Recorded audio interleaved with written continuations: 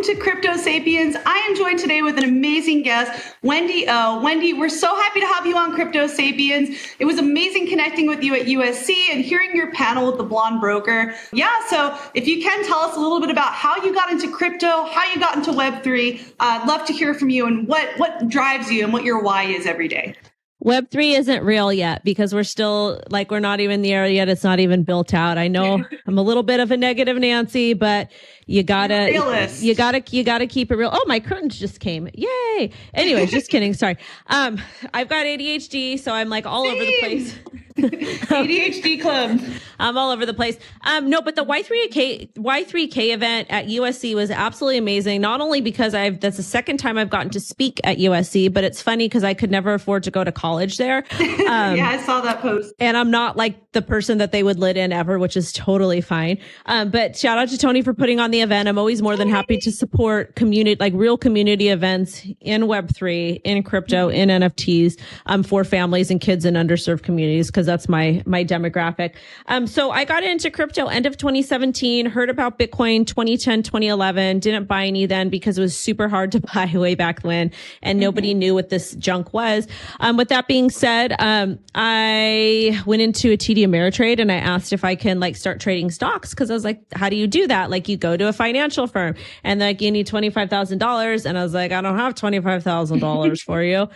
So I got really discouraged, and then I kept hearing about Bitcoin again on Libertarian Radio. So I was like, okay, this sounds really cool. And then I bought some Bitcoin, Ethereum, Litecoin, because that's all that was available on Coinbase then. And then I created a Twitter account and taught myself how to trade, and I grew a social media following. I became an influencer without even knowing. So yay. Wow. And you've really come so far just watching your YouTube videos and looking at your following. So yeah, tell us about when you started your YouTube channel and how you gained this following organically. So I started YouTube primarily because I wanted to host in-person meetups. And with hosting in-person meetups, I had a global audience. There's no way in heck I had any type of financial means to travel globally to do these. So I was like, okay, I'm going to live stream these, or I'll stream them, and I'll do those things. So that's what the YouTube channel was for. It was to stream. It was never to do anything it was never supposed to be anything else. And then I was I had people that were you should do this, you should do that. And then I started getting paid opportunities to have, companies on my channel, always disclosed. So we started doing that. And then it turned into me wanting to really capture my voice and do technical. The technical analysis started way before that though, because that's what a lot of the meetups were.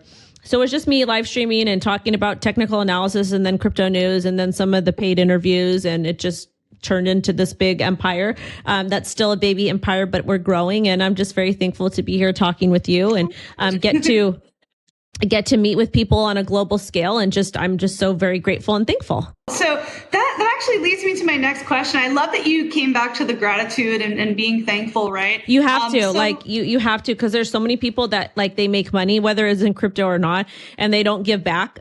And it's very important to give back. And even if you can't give back, but just showcase actions of gratitude or actions of decency and actions of kindness.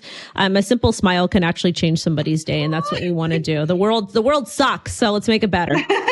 Well, you've definitely made me smile by coming on to Crypto Sapiens today. This is just, such an honor. And yeah, I really was curious, what your why is, what drives you every day to get up out of bed and do the work that you do? Because it makes people mad. Yeah, talking about crypto in, the mainstream it's not even about that. It's not even about that. Poor people, people that grew up poor, and people who grew up without all these crazy college degrees or working in finance or whatever it is.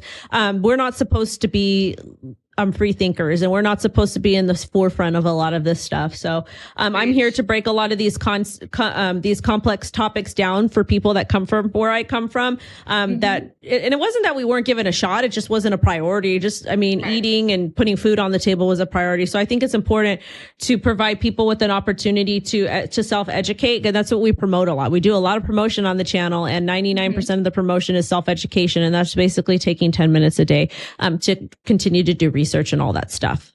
Wow. Well, that's amazing. There's a couple things I want to comment on. So Sure. you talked about getting your start doing community driven events, right? That's actually how I got my start in Southern California, all rooted in uplifting people through education. I really feel like you embody all of these ethos, right? Collaboration, regeneration, and education. I think you're really doing that. And another thing I wanted to mention at USC, I saw your daughter who is so cute. Oh, she was so bad. Don't say she's cute. She was bad and she got in trouble. She started getting an attitude. So I made her apologize to some people that she's like, no, I don't want to say hi. But we always work on correcting her behavior. So got to do it. Thank you. So what is it like working in crypto and being a mother? Because I just have a whole new level of respect for you after seeing like you're a mother and you kick ass and do the work you do every day. Thank you. So I love being a mom. It's super fun. And I mean, there's a lot of time management because it's really just me that's taking care of her. I put her to bed every night. I wake her up in the morning. I do the lunches. And I mean, it's just about time management. I mean, she goes to regular school. So it's like, I kind of get the childcare aspect of it there. But even when she was at home during the summer, during breaks, or she's got a cold, I still have to go between doing work and taking care of my kid. And it's just really about time management.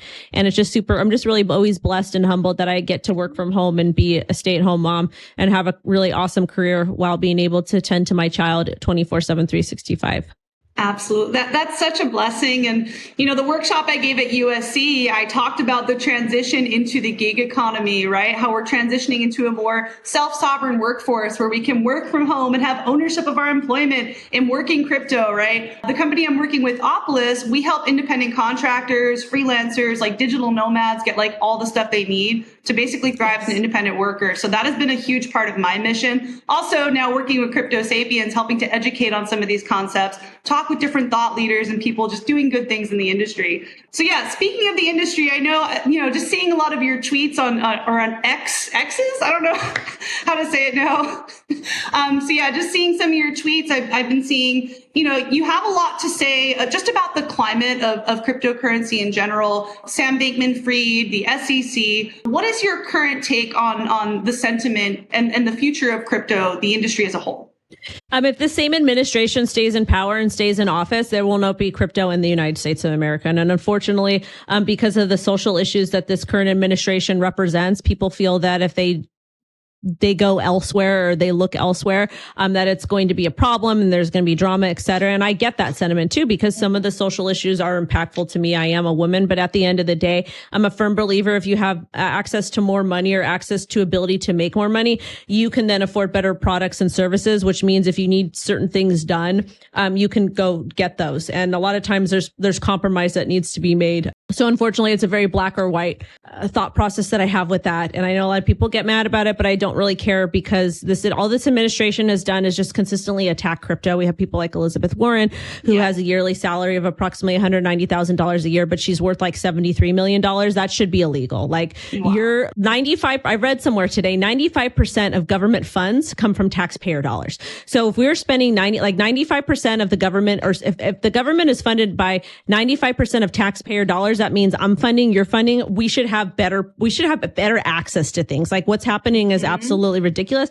I'm not saying the other administration was better, but I'm just saying that we weren't getting beat up in crypto, and crypto's been able to provide a lot more people with access to money than other entity and other industries. So, it's pretty much black or white. And if people don't know, Gary Gensler is put into power by this current administration, by our sitting president. He was not voted in. The SEC is 100% they're all made up of public servants. That structure of the government is funded by our taxpayer dollars. And if you don't know about the accredited investor law, if you want to participate in an IPO or have access to capital or be able to invest in certain traditional financial instruments, unless you make $250,000 a year or have $1 million in assets, you can't because you're poor.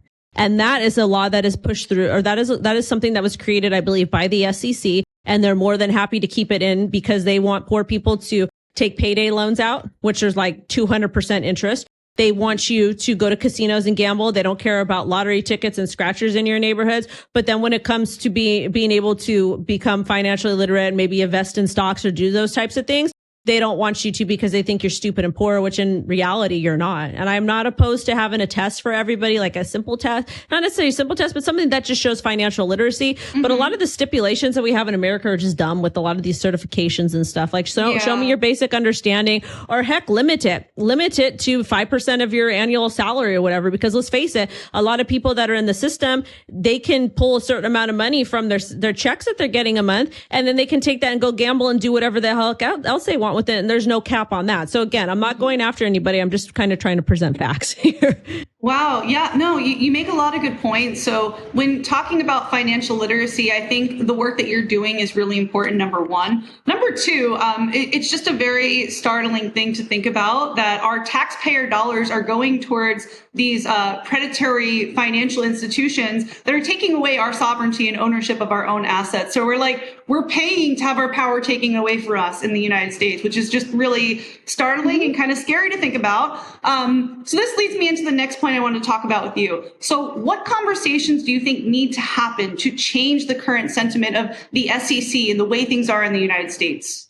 You need a brand new administration to come in. And also our government really needs to be completely restructured, because we have so many people in power that don't do what they're supposed to do. Like when I was in school, we didn't have all of these board members and all of these people that are getting exorbitant salaries. A lot of these people that sit in the public schools on the boards, they make more money than the actual teachers. And what are they doing? You need like one or two administrative people to kind of function, to cover how the school goes. You got your president, you got your teachers, you got your lunch lady, you got a couple other things. You do not need people. You don't need like 30 people making $500,000 a year, $200,000 a year to sit and tell the teachers what to do. This is why we have so many idiots in America, is because our public school system is ridiculous. So unfortunately, you need to kind of take it all down and restart it. But we definitely need to defund lots of sectors of our government because they're not providing any valuable services. And the people that are upset about this, I want to ask yourselves, why is Los Angeles County, which is one of the most booming economies in taxpayer revenue in the United States of America, and yes, there's a couple others, but why are our public schools in the hoods and in the ghettos, why are they only 3 out of 10 rated? Yeah, where is the money going when you follow it? You can't buy a house in California. You cannot buy a house in Southern California, Los Angeles County for under $500,000. Nope. And those property taxes, those are supposed to be going to schools. So people own those houses. They're paying property taxes. Where is the money going? Why are my schools? Why do I have to send my child to private school? Why do we have to send our kids to public schools with 3 out of 10? So that's just my rant. That's all. Wow, that's a lot to think about there. I mean, living in Southern California, I definitely see it. It's kind of created this micro dystopian economy, right? It's like this gap between the ultra wealthy and the ultra poor. And, you see homelessness skyrocketing in areas like Southern California, LA, San Francisco is another really crazy place. There's a lot of money being put back into the pockets of these people, the policymakers that are not doing things that are in the best interest for the people. So I definitely see that and sympathize with people who are affected by that. It's definitely crazy. So another question I have for you. So you talked about the conversations that need to happen, or really the restructuring of our whole financial institution and government. What projects do you think are really leading the charge? Are there any projects that are kind of leading the charge with policymaking and making changes in that area? Not really, because unfortunately, most of the people in crypto that are able to still operate in business in the United States of America come from traditional finance, and they've come from good families. They come from money. They come from, they've got all the connections. Coinbase is trying to do some interesting things. I don't know how much they are for the non-accredited investor. And then I work alongside an organization called DCTA. It's the Digital Currency Traders Alliance. I don't make a dime by working by these people. I just use my socials to amplify their message. Okay. So what is your take on the future of cryptocurrency in the United States? If this current administration stays in, we will have no future of crypto here, and I will be relocating to El Salvador or to Singapore or to Panama or to somewhere where I can actually breathe properly. Yeah. So what do you think, like, out of those places, like, why are they more friendly towards cryptocurrency policy? Like, they have administrations that are just more accepting and like adoptive of this? Well, I think that they probably actually care about their people a little bit more. And they're giving them choice to have ownership of their finances versus needing to trust centralized institutions, conglomerates, and these big corporate entities and centralized banks. It's giving people ownership and sovereignty over their over their wealth, which is just ethical, in my opinion. So what places around the world, I know places like El Salvador, they have the Bitcoin city. I've also heard a lot of people relocating to Lisbon in Portugal too. Can you talk about places like globally that are just kind of coming out in front? I know people like Dubai, they like Singapore, they like Hong Kong, they like Panama, they like Costa Rica, they like El Salvador. I haven't been able to do too much due diligence into that because picking up and moving my kid out of the country is hard. Yeah. So that makes it complex, but yeah. Thank you for all the good information. And I'm just curious for our listeners and people watching on YouTube today. So what events coming up are you most excited about? Are you going to any conferences, any Web3 or crypto conferences that you're excited about? Or I'm doing the Cypherpunk event in Fort Lauderdale next week. I think it's September 27th and 28th. And then I'm going to be speaking at LA Investment Week and Coin Agenda. And then I'm not sure what else is going on. We're just trying to take it day by day. Awesome. Well, I'm in the Southern California area. I'm in Orange County. So yeah, if you want to send me information about LA Investment Week, I'd love to come listen to you speak again. You're just so well-spoken and articulate and just really a needed mouthpiece for the crypto industry as a whole. Like you really are doing good work to educate people out there. Thank you so much. I appreciate it. And if you guys want to find me, cryptowendo.com. And again, thank you for having me. Yeah, thank you so much.